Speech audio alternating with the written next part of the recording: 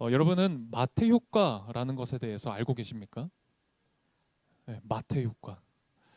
어, 부자는 더 부자가 되고 가난한 자는 더 가난해진다. 부익부 빈익빈의 이 미국식 표현이 마태 효과입니다. 그런데 왜 미국 사람들은 부익부 빈익빈을 마태 효과라고 불렀을까? 그 마태 효과의 출처가 바로 오늘 우리가 읽은 이 달란트 비유에 있기 때문이에요. 우리가 오늘 본문을 쭉 읽었는데요. 이 내용은 이렇습니다. 어느 한 사람이 이제 타국으로 출타를 했습니다. 그런데 그때에 이제 자신의 재산이 있는데 그 재산을 종에게 나눠줬던 거죠. 오늘 본문에선 세 명이 나오죠. 첫 번째 종에게는 5달란트를 맡깁니다. 두 번째 종에게는 2달란트를 맡겼죠. 그리고 세 번째 종에게는 1달란트를 맡겼던 겁니다. 각각 재능에 따라 줬다 이렇게 표현하고 있어요. 그런데 왜 누구는 5달란트, 왜 누구는 이 1달란트만 맡겼을까? 1달란트 너무 적은 거 아니에요? 그거 받은 사람 좀 섭섭할 것 같은데? 라는 생각도 들 수 있을 것 같아요. 그런데 그렇지 않습니다. 이 1달란트는 오늘날 우리 시대의 화폐 단위로 이렇게 계산해 보면 약 6억 원 정도의 돈이라고 해요. 절대 적지 않은 돈이죠. 그러니까 2달란트면 얼마입니까? 12억입니다.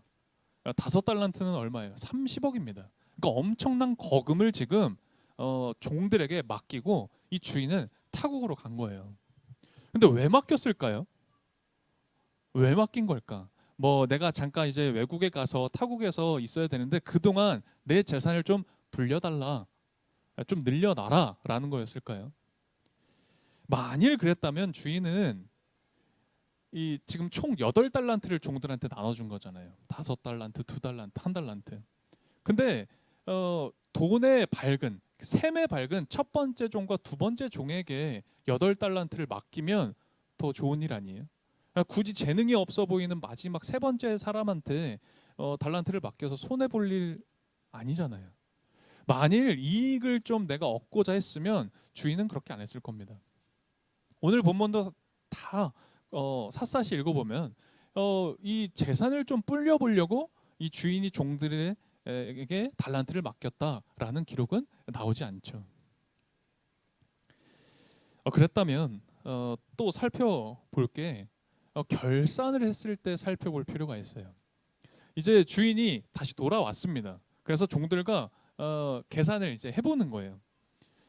이때에 그가 처음 맡겼던 8달란트가 있었죠. 그리고 이익으로 얻게 된 게 7달란트가 있었다라고 나와 있어요. 그러면 그것을 주인이 가져갔어야죠. 이익을 보려고 했었더라면. 근데 그렇지 않았죠. 오늘 어떻게 합니까? 주인은 종들과 결산을 마치고 나서 5달란트를 맡겼다가 그 5달란트로 5달란트의 이익을 낸 사람에게, 그 종에게 그 모든 것을 줍니다. 그래서 총 10달란트를 그 첫 번째 종은 갖게 돼요. 두 번째 종도 똑같습니다. 같은 방식으로 해서 4달란트를 얻게 됩니다. 그리고 마지막 세 번째 종에게는 그 땅에 묻어놓은 그 달란트를 가져와라 라고 해서 자신이 가져가지 않죠. 어떻게 해요? 5달란트 있는 그 종에게 그 1달란트까지 모두 줘버립니다. 그러니까 이 주인은 뭔가 이익을 보고 또 이익을 본 걸 자신의 몫으로 삼으려고 했던 게 아니었다라는 걸 알게 돼요. 그 모든 걸 종에게 줬기 때문에. 그래서 이 결산한 이 주인의 모습을 보면 어떤 뭐 자신의 몫을 챙기려고 했다라기보다는 이 결산을 통해 그 종들이 그동안 어떻게 살았는지, 그 종이 어떻게 살아왔는지를 하나하나 다 짚어본 겁니다. 오늘 이 달란트 비유는 역시 뭔가를 투자하고 이익을 남겨야지 라는 그런 이야기가 아니죠. 어느 돈 많은 사람과 그것을 불려나간 종들의 이야기가 아닙니다. 역시 세상은 부익부 빈익빈, 마태 효과가 있는 세상의 이야기다라는 것도 아니에요. 오늘 이 달란트 비유의 이야기는 종말과 심판에 대한 이야기입니다. 마태복음 25장 전체가 종말과 심판에 관한 이야기를 예수님이 비유로 들어 하고 계시는 장이에요. 우리가 잘 알다시피 지금 이 마태복음 25장에는 세 가지의 비유가 나옵니다. 첫 번째, 열처녀의 비유죠. 우리가 이 열처녀 비유도 잘 알고 있죠. 10명의 처녀가 이제 혼인 잔치를 위해서 신랑을 기다립니다. 밤이 되었던 거죠. 그래서 등불을 들고 신랑 맞을 준비를 하고 있는 거예요. 근데 5처녀는 기름도 준비했습니다. 등불과 기름도 준비했지만 5처녀는 어땠죠? 기름을 준비하지 않습니다. 그래서 어떻게 됩니까? 그 불을 기름이 없어서 불을 피우지 못해서 5처녀는 혼인 잔치에 들어가지 못해요. 그런 비유의 이야기가 나옵니다. 이게 종말과 심판에 관한 이야기로 나오는데 이건 뭘 얘기하냐면 마지막 종말 때 심판 때에 구원에서 배제될 수 있다라는 이야기를 하는 거예요. 이게 좀 무서운 얘기인 겁니다, 사실은. 그리고 이 달란트 비유가 나오는 거고요. 그리고 마지막 25장 끝부분에는 양과 염소의 비유가 나옵니다. 마지막 때에 어느 사람은 양의 자리로 가고 염소의 자리로 간다 이런 얘기를 하거든요. 지극히 작은 한 사람에게 베푸는 것, 선행을 하는 것에 대한 이야기가 나와요. 배고픈 이를 먹이고 목마른 자를 마시게 하고 헐벗은 자를 입히고 몸이 아픈 자를 돌보아주는 그런 착한 일을 행한 사람이 마지막 때의 양의 자리, 구원의 자리에 간다는 거죠. 그런 선행을 하지 않으면 염소의 자리에 간다는 겁니다. 영원한 벌에 저주에 빠진다. 예수님은 양과 염소의 비유로 그런 이야기를 하세요. 그리고 오늘 이 달란트 비유도 똑같아요. 마찬가지입니다. 얼마의 달란트를 받았던 그것이 하나이든 5개이든 그것과는 상관없이 충성되이 일했던 종에게는 이 주인이 이런 얘기를 하는 거예요. 오늘 보면 다시 볼까요? 21절입니다. 21절 우리 한번 같이 읽어보겠습니다.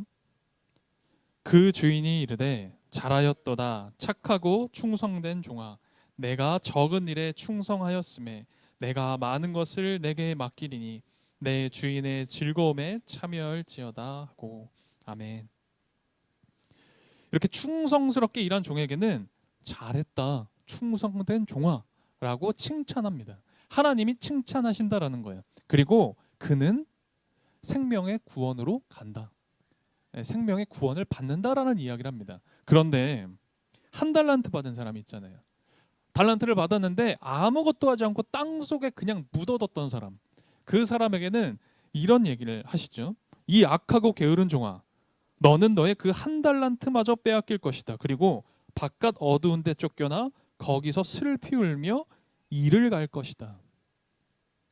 굉장히 뭔가 좀 살벌한 표현들이 나와요. 거기서 슬피 울며 이를 갈게 될 것이다. 그러니까 영원한 저주와 형벌에 들어갈 것이다.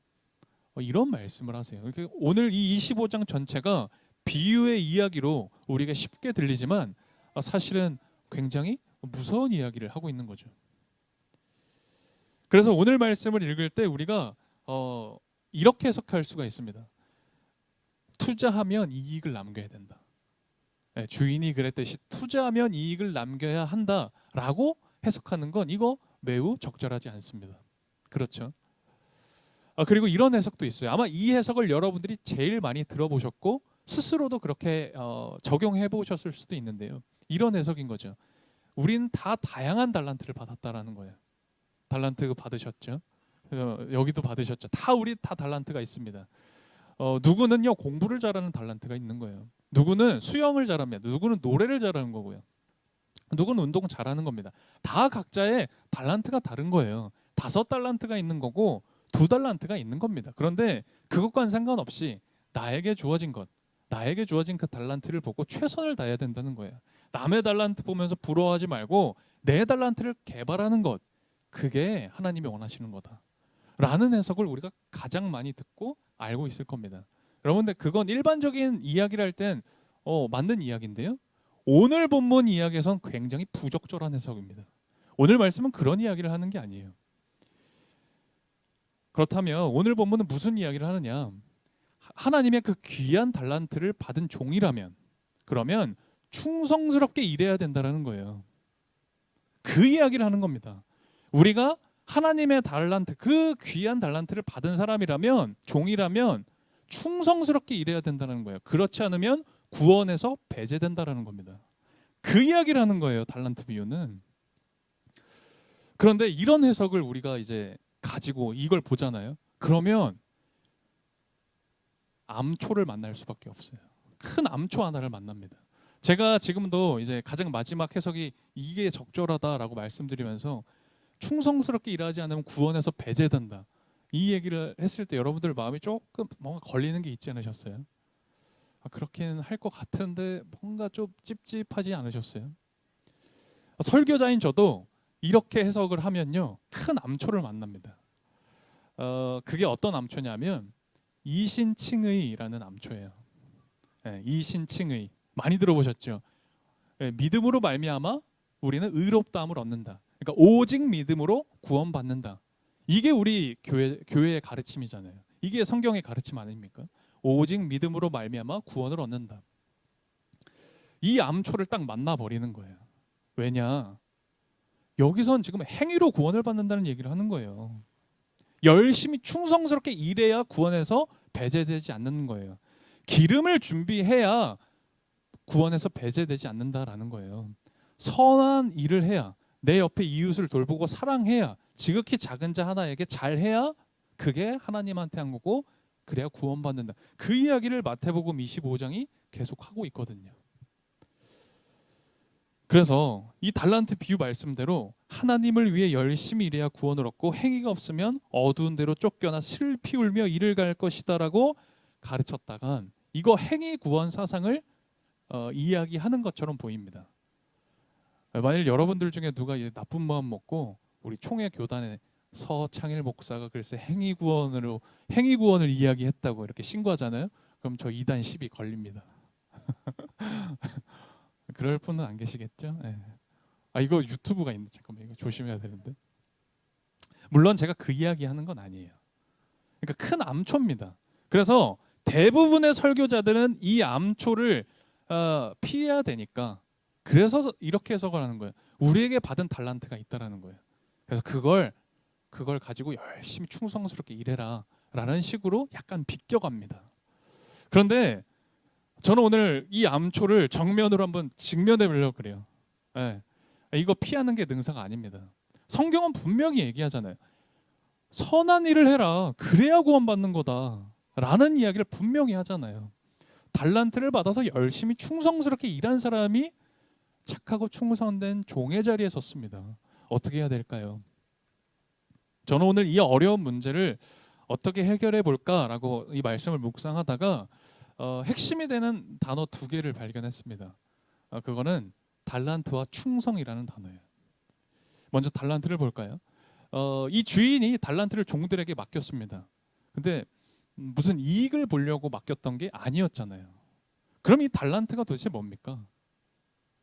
이 달란트가 그럼 뭐예요? 이 달란트는 선물인 겁니다. 그냥 거저준 선물이었던 거예요. 여러분 30억짜리 선물 받아본 적 있습니까? 없어요? 12억은 어때요? 12억짜리 선물 받아본 적 있습니까? 6억은 어때요? 사실 지금도 그 금액이라면 사실 너무나 큰 금액의 선물일 겁니다. 지금도 6억 정도의 선물을 그냥 받을 수 있다면요, 이 불구덩이라도 들어갈 사람들이 줄을 쓸 겁니다. 그렇지 않겠어요? 여러분 근데 선물을 왜 하는 걸까요? 그런 큰 선물을 왜 할까요? 선물 왜 하십니까? 여러분은 선물 누구에게 왜 하십니까? 관계를 맺기 위해서 하는 거예요. 그 사람과 나와의 관계를 생각하면서 선물을 합니다. 가령 이렇게 예를 들어보면 어떨까 싶네요.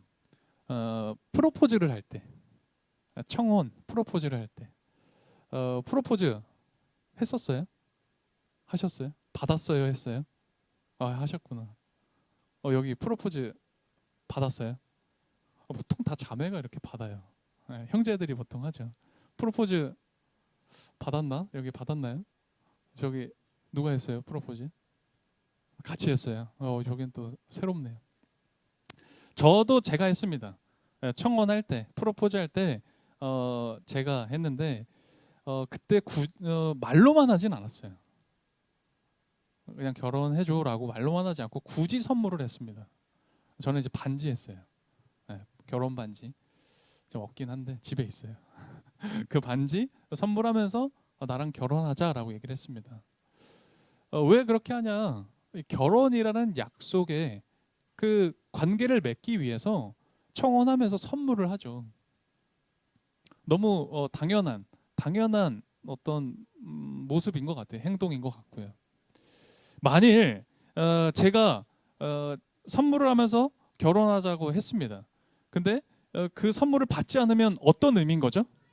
결혼 안 한다는 거잖아요. 야, 너랑은 결혼 안 한다. 나 못 하겠다. 이유가 있다. 그런 얘기 하지 않겠습니까? 그런데 제가 청혼을 하면서 선물을 줬는데 선물을 받는다면 그럼 결혼을 하겠다. 너와의 관계를 맺겠다라는 거 아닙니까? 그 선물을 받으면 자연스럽게 모종의 의무가 생기는 겁니다. 어떤 의무냐? 그에 걸맞는 행동을 해야 되는, 굳이 언급은 하지 않고 말을 꺼내지 않아도 의무가 생겨요. 모종의 의무가. 내가 만일 청혼을 받고 선물을 받았는데 그런데도 내가 이 남자, 이 여자, 저 여자 만나면서 교제하고 사귀고 바람 피고 잠자리도 갖고 그러면 어때요? 그러면 안 되는 거잖아요. 그러면 험한 말 나옵니다. 비난받아 마땅하겠죠. 마찬가지예요. 달란트가 그런 겁니다. 달란트가 오늘 이야기하고자 하는 건 뭐냐면 우리가 그 달란트와 같은 큰 선물을 받았다라는 거예요. 이 종들에게도 달란트는 선물이었듯이 우리에게도 선물을 하나님께서 주셨다라는 겁니다. 그런데 이 선물이라는 단어와 은혜라는 단어의 헬라어가 똑같아요. 은혜는 헬라어로 곧 선물이라는 뜻이기도 합니다. 그러니까 우리는 은혜를 받았어요. 5달란트, 뭐 2달란트, 아니 그 달란트를 넘어서서 훨씬 더 하나님이 자신의 아들을 십자가에 내어줄 정도로 크고 놀라운 그 은혜의 선물을 우리에게 주셨다라는 거죠. 근데 하나님 우리에게 왜 그런 은혜를 주셨을까요? 관계를 맺으려고. 하나님이 우리와 관계를 맺고 싶으셔서 우리에게 은혜를 주셨다는 거예요. 어떤 관계요?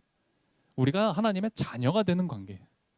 하나님의 자녀가 되는 그 관계를 맺으시려고 우리에게 큰 은혜의 선물을 주신 겁니다. 그래서 우리는 그 은혜를 받은 사람으로서 모종의 의무가 있는 거예요. 여러분과 저는 다 모종의 의무를 실행해야 되는 사람인 겁니다. 여러분, 근데 그 의무가 뭐냐? 믿음인 겁니다. 그 의무가 믿음이라고요. 하나님에 대한 믿음, 예수 그리스도에 대한 믿음, 그리고 우리를 끝까지 이끌어 주시는 성령님에 대한 믿음 말이에요. 그 믿음이 우리의 의무인 거예요. 만약 하나님의 그 선물, 하나님이 주신 은혜, 내가 그거 거부한다면 그럼 어떨까요? 내가 하나님과의 관계를 거절하는 겁니다. 거부하는 거죠. 그런 사람이 누구냐? 1달란트 받은 사람의 삶의 모습인 거예요. 교회 안에도 있습니다. 교회 안에 1달란트 받은 사람들의 모습이 얼마나 많은지 몰라요. 그런데 만일 내가 하나님의 그 큰 은혜의 선물을 받은 걸 깨닫고 그리고 그것을 누리고 있다면, 그렇다면 믿음이 필요한 겁니다. 만일 믿음이 없다면 어떻게 될까요? 그래서 비난받는 겁니다. 하나님을 믿는데 믿음이 없으면 그래서 비난받는 거예요. 왜 비난받냐고요? 내가 프로포즈 받고 청혼의 선물, 프로포즈 선물까지 다 받고 결혼 약속까지 다 했는데 이 여자 저 여자 만나는 것과 이 남자 저 남자와 만나는 것과 똑같기 때문이에요. 오늘 여기서 제가 이야기한 이 믿음이, 오늘 이 달란트 본문, 이 비유에서 이 믿음이 뭐냐? 충성입니다. 오늘 그 믿음을 이 달란트 비유에서는 충성이라고 번역하고 있어요. 이 충성이라는 이 단어는 헬라어로 피스티스인데, 이 피스티스는, 이 단어는 충성임과 동시에 믿음이라는 단어입니다. 이 똑같은 단어예요. 충성과 믿음은 피스티스라는 같은 단어입니다. 그러니까 오늘 이 말씀에서 믿음이 뭐냐라고 했을 때, 이 믿음이라는 건 내가 하나님이 살아계시다라는 것, 하나님이 분명히 존재한다라는 걸 머릿속으로만 아는 게 아니라 이 알을 통해서 내 생활에서 아주 신실하게 그리고 아주 충성된 삶이 있어야 되는 거예요. 그러니까 믿음은 사는 거라는 거예요. 아는 것, 지적인 활동이 아니라 행동이라는 겁니다. 그래서 아까 제가 언급했던 것처럼 이신칭의와 절대 상충되는 이야기가 아니에요. 사실 오늘 이 달란트 비유는 그 어떤 본문보다 오직 믿음으로 말미암아 구원받는다라는 걸 너무 잘 설명하고 있는 그런 본문인 거죠. 이제 저 누가 신고 안 하실 거죠? 여러분, 오직 믿음으로 말미암아 여러분과 저는 구원받는 겁니다. 그 이외엔 다른 길은 없습니다. 오직 하나님을 믿음으로 여러분과 저는 구원받는 거예요. 근데 그 믿음은 여러분이 그저 어디 의자에 앉아서 맨날 하나님 생각하는 그런 정도의 믿음이 아니라 내 일상에서 정말 신실하고 충성되게 살아가는 그 삶이 포함되어 있다라는 것, 그게 진짜 믿음이라는 걸 우리 반드시 기억해야 합니다. 그래서 야고보서 말씀이 이야기하는 거예요. 행함이 없는 믿음은 그거 죽은 믿음이라고. 그거 믿음이 아니라는 겁니다. 오늘 여러분과 저는 하나님의 귀한 달란트와 같은 선물을 받은 그런 사람들입니다. 그런 사람들에 걸맞게 우리 충성되이 정말 살아갈 수 있는 믿음의 삶을 살아갈 수 있는 여러분과 저 되기를 소망합니다. 오늘 말씀 기억하면서 우리 함께 기도드렸으면 좋겠습니다.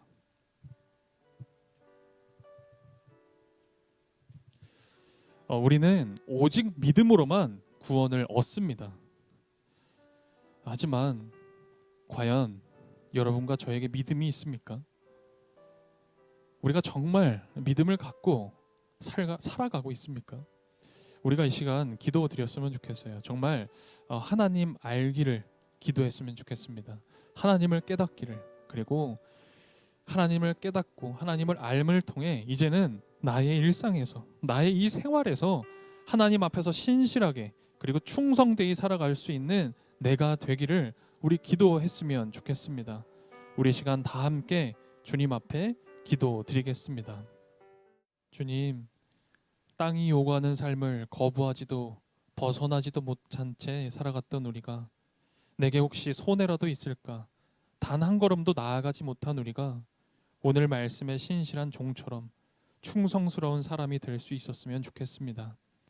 오직 주님을 믿기에 모든 것이 확신이 되어주는 삶을 살아내게 도우시고, 그것을 도우시기 위해 성령님은 우리를 찾아오셨습니다.